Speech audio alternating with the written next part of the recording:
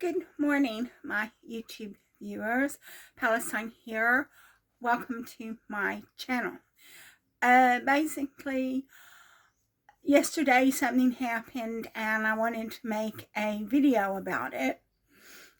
Basically, yesterday, my boyfriend went to visit his son in another part of the town that I live in. It's a suburb. And when he was visiting his son, I went ahead and went to the handout with my dyslexic friend, and we got a few clothes, which was good. I got one top that I'm going to wash and give to his daughter, and the reason why is the top didn't fit me very well. It was too small around the middle, and I got another top that is hitched up, and maybe I might try to get a denim skirt. And if I can get a denim skirt, maybe I can wear more short tops. But normally the tops that I get, I like for them to be long to cover up all my fat. And last week we got some clothes from the handout that were 3XL, and we got it from a handout. We didn't have to pay for it, and we got it from my boyfriend's son. And I was worried that his sis daughter would be upset that we got things for the son but not for her. So I thought, well, we need to look for things for the daughter in a size medium because she's not really big. So we did that, and then I went home and I was visiting with my friend while my boyfriend was visiting his son. And then it must have been close to 5 o'clock or something like that. And I looked on my phone and I had a message. The message had been sent from my mother's friend. And my mother's friend is actually a couple of years younger than my sister and me. And basically, she sent it to my sister, and my sister forwarded it on to me because I can ring my mother, and I pay £6.50 a month to be able to talk in the United States for 100 minutes a month. And so I had actually spoken to my mother the night before, and what had happened was, because my mother's always sick, she's always saying that she doesn't feel well, and so there's not much that she can talk about because she's just laying in bed. So being sick, being miserable and in pain. And so the only thing that I can do is talk to her about my day. And so I think it was on Thursday, I thought, oh, I don't want to speak to her, but I thought I'll ring her anyway. So I rang her and she didn't pick up, and I left a message on the machine. And then on Friday, I thought, oh, I don't want to speak to her, but I'll ring her anyway. So I rang her and she didn't pick up. So on Saturday, which was the night before last, I rang her, and I was thinking, oh, I don't want to speak to her because she doesn't have anything to say.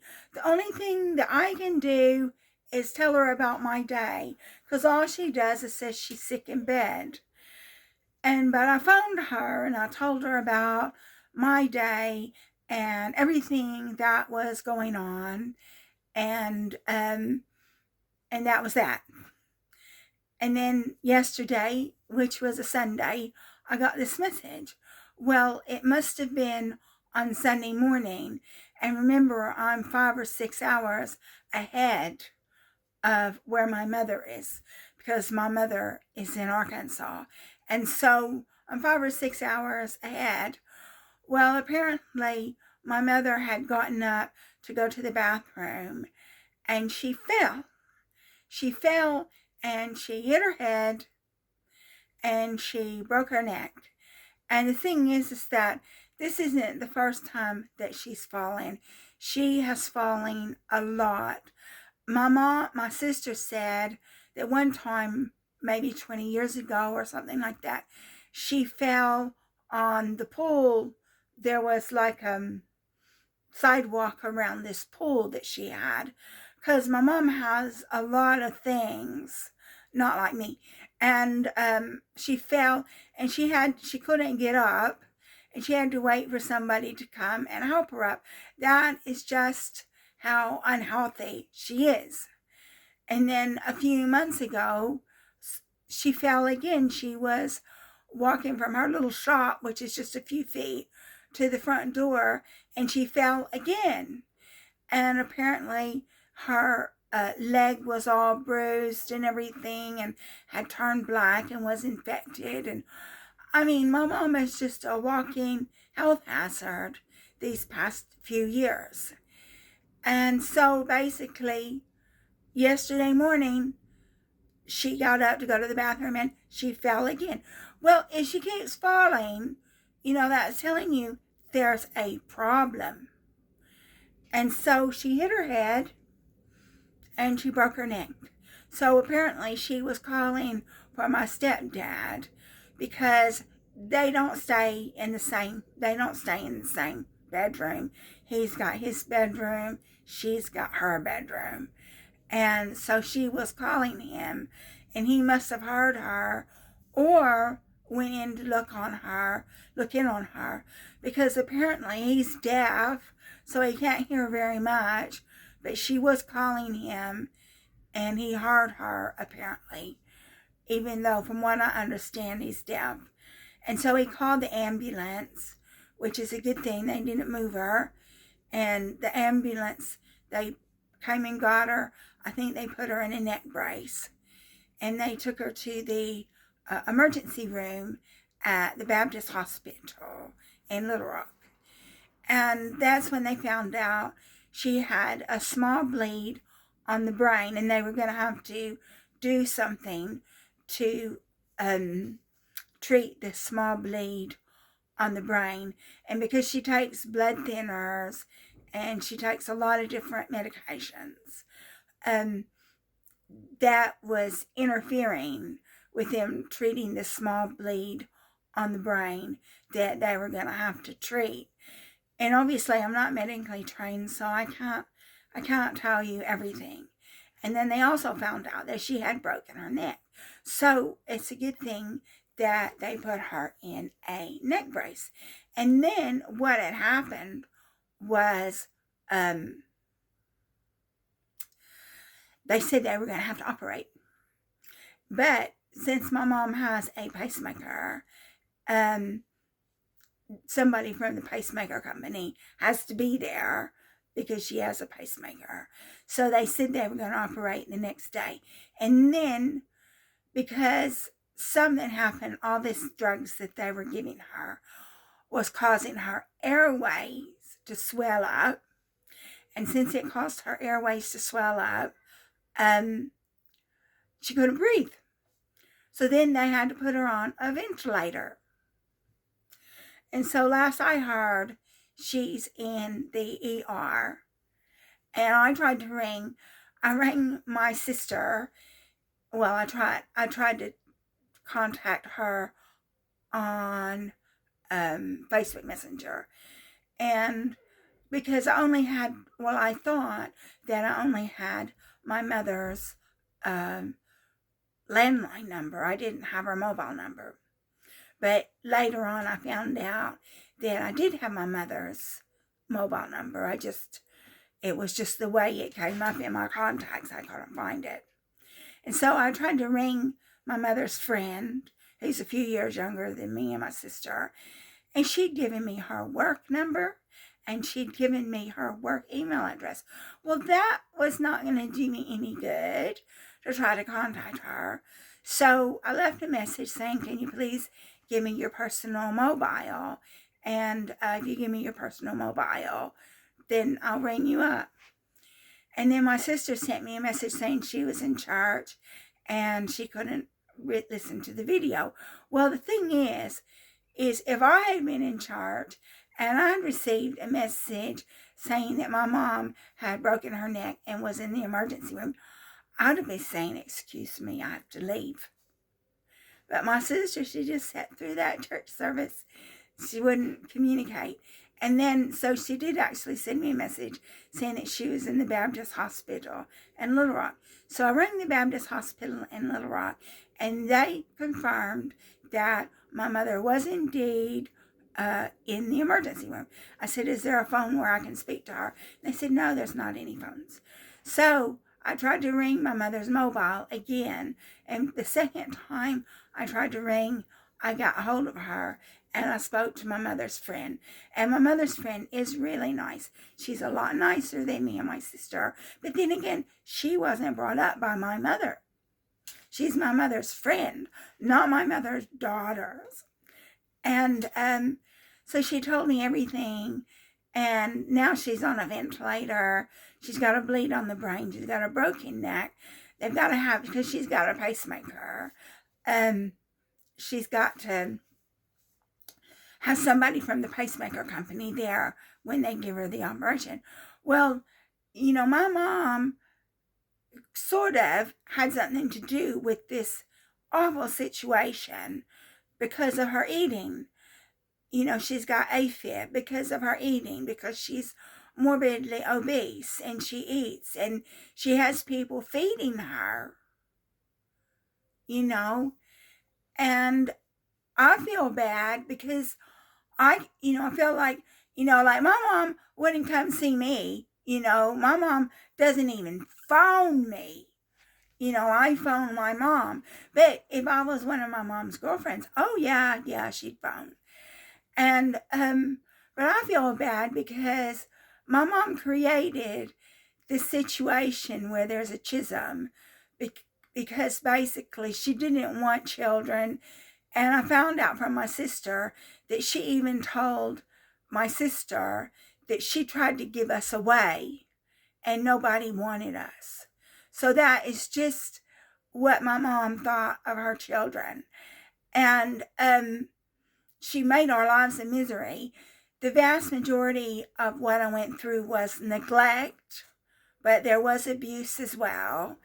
And she drove us away. So I'm living here in England because I didn't want to go back to the States. I had nothing to go back to the States to. So I'm living in England. Now I'm destitute, And another thing is my former employer, Foster Wheeler, helped to create this schism because they mobbed me or gang stalked me out of the business, left me destitute, left me traumatized, got me a diagnosis of a mental illness.